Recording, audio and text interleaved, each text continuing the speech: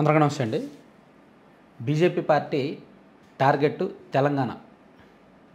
ఇప్పటికే సౌత్లో నెమ్మదిగా బలం పెంచుకుంటున్న బీజేపీ వచ్చే ఎన్నికల్లో ఖచ్చితంగా తెలంగాణలో అధికారంలోకి రావాలి అనే టార్గెట్ పెట్టుకుంది. ఎందుకంటే కాంగ్రెస్ కర్ణాటకలో గెలవడం, ఆ తర్వాత మళ్ళీ తెలంగాణలో గెలవడంతో బీజేపీ ఏమైనా ఉనికి కోల్పోతుందేమో. ఎందుకంటే సౌత్లో బీజేపీ బలంగా ఉన్న రాష్ట్రాలే కర్ణాటక అండ్ తెలంగాణ. తమిళనాడు, ఆంధ్రప్రదేశ్లో బీజేపీకి పెద్దగా ఓట్లు సీట్లు ఉండవు. సో ఒడిస్సాలో అధికారంలోకి వచ్చారు కాబట్టి బీజేపీలో బలమైన నాయకత్వం ఉంది. గతంలో కూడా అధికారంలో ఉన్నారు, ఫ్యూచర్లో కూడా రేపు పొద్దున్న రావచ్చు. సో వాళ్ళ నెక్స్ట్ టార్గెట్ తెలంగాణ, ఆ తర్వాత ఆంధ్రప్రదేశ్ కానీ తమిళనాడు కానీ. సో ఇప్పుడు తెలంగాణలో దానికోసం వాళ్ళు అంటే తెలంగాణలో ఇప్పుడున్న రాజకీయ పార్టీల్లో బీజేపీ స్థాయి థర్డ్ ప్లేసే.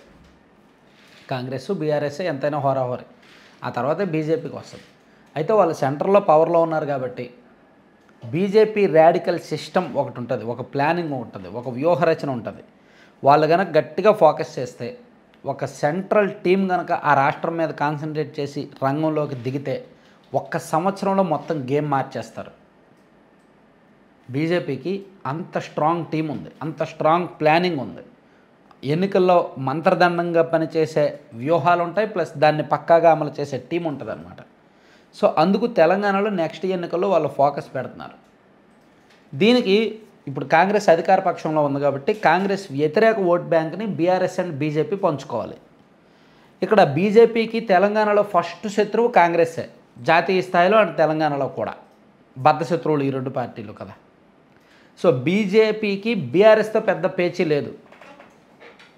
అవసరమైతే బీఆర్ఎస్తో పొత్తు పెట్టుకుంటారు. అయితే టీఆర్ఎస్ పార్టీ ఇప్పుడు అంత బలంగా లేదు, గతంలో బలంగా ఉంది, అధికారంలో ఉన్నారు. 2023లో అధికారం కోల్పోయారు. ఆ తర్వాత జరిగిన లోక్సభ ఎన్నికల్లో కంప్లీట్గా 0 సీట్లు, ఒక్క పార్లమెంట్ కూడా గెలవలేదు. ఆ తర్వాత కూడా నాయకత్వం చెల్లాచెదురు అయిపోయింది. కాబట్టి ఇప్పుడు బీజేపీ రామచంద్రరావు గారికి బీజేపీ అధ్యక్ష పదవి ఇవ్వడం ద్వారా చాప కింద నీరులాగా క్రమక్రమంగా విస్తరిస్తూ వస్తుంది. నాకు తెలిసి అంటే బీఆర్ఎస్ని కబ్జా చేయబోతున్న బీజేపీ అని నేను ఎందుకు అన్నానంటే, ఒకటి ఫస్ట్ ఆప్షన్ వాళ్ళతో పొత్తు పెట్టుకోవడం, బీఆర్ఎస్తో పొత్తు పెట్టుకొని కాంగ్రెస్ని దించాలి, దించి ఈ రెండు కలిపి అధికారంలోకి రావాలి. అవసరమైతే సీఎం కుర్చీ బీఆర్ఎస్కి ఇచ్చేస్తారు, కానీ పెత్తనం అంతా వీళ్ళ చేతుల్లో పెట్టుకుంటారు, పార్టీని వీళ్ళు కబ్జా చేస్తారు. Same Bihar formula.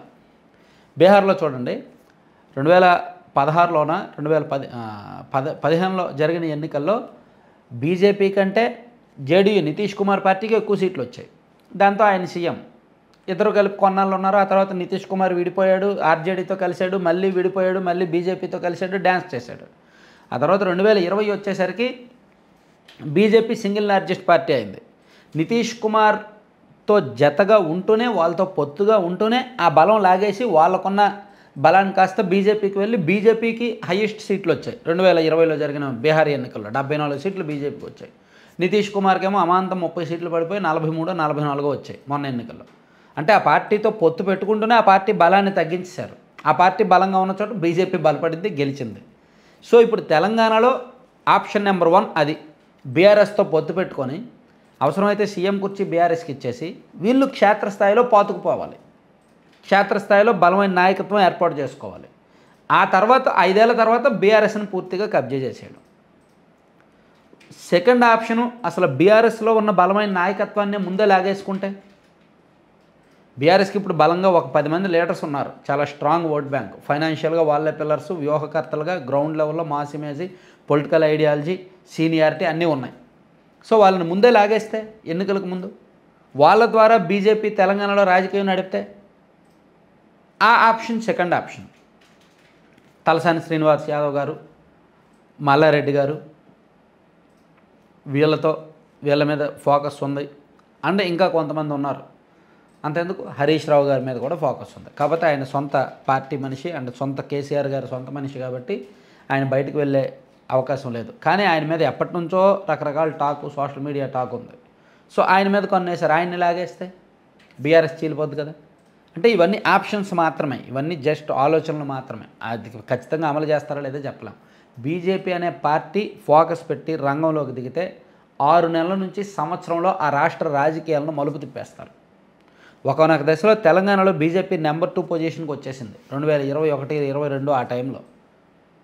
Vote bank విపరీతంగా పెరిగిపోయింది. బండి సంజయ్ గారు రాష్ట్ర అధ్యక్షుడిగా ఉన్నప్పుడు జిహెచ్ఎంసీ ఎలక్షన్స్ జరిగే చూసారా 2001లో. ఆ టైంలో బీజేపీ అమాంతం బలం పుంజుకుంది. ఏంటి ఇల్లు అధికారంలోకి వచ్చేస్తారేంటని అనిపించింది. కానీ అప్పుడు జరిగిన కొన్ని తప్పుల వలన, నాయకత్వ లోపం వలన కాంగ్రెస్ పార్టీ పుంజుకుంది, బీజేపీ వెనక్కి వెళ్ళిపోయింది.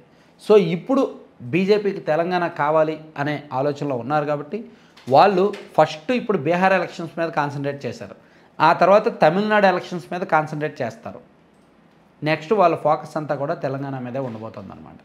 సో అదే జరిగితే బీఆర్ఎస్ పార్టీని కబ్జా చేస్తారు. లీడర్షిప్గా ఫస్ట్ వాళ్ళ లీడర్స్ని, తర్వాత వాళ్ళ క్యాడర్ని. సో లీడర్స్ని లీడర్స్ని జాయిన్ చేసుకోవడానికి ఒక ఆప్షన్స్ పెట్టుకున్నారు, కొన్ని పేర్లు. ఆల్రెడీ మనం ఇందాక చెప్పిన ఒక 3 పేర్లు ఉన్నాయి. అలాగే ఉమ్మడి ఖమ్మం జిల్లాలో ఒక 2 మంచి సరైన నాయకులు, జిల్లాకు ఒక నాయకుడిని లేపేయడం మీన్స్ ఆ పార్టీ నుంచి లేపేసి ఈ పార్టీలో చేర్చుకున్న ఆశ్చర్యపోకల. అదే జరిగితే బీఆర్ఎస్ 70% చచ్చిపోయినట్టే. ఆల్రెడీ క్యాడర్ డైలమాలో ఉన్నారు. బీఆర్ఎస్ పార్టీ క్యాడర్ అంత సంతృప్తిగా లేరు. 10 ఏళ్ళు అధికారంలో ఉన్నా సరే బీఆర్ఎస్లో అంత జోష్ లేదు. కాంగ్రెస్ పార్టీ అక్కడ తప్పులు చేస్తున్నా, తప్పులకు దొరుకుతున్నా బీఆర్ఎస్ పార్టీ ఏమీ అంత జనంలోకి వెళ్ళలేకపోతున్నారు. ఎందుకంటే క్యాడర్ ఇంకా లేవలేదు. ఇదే టైంలో నాయకత్వాన్ని దెబ్బకొట్టాలనే ఆలోచనలో బీజేపీ ఉందన్నమాట. చూద్దాం ఏం జరుగుతుందో. Thank you.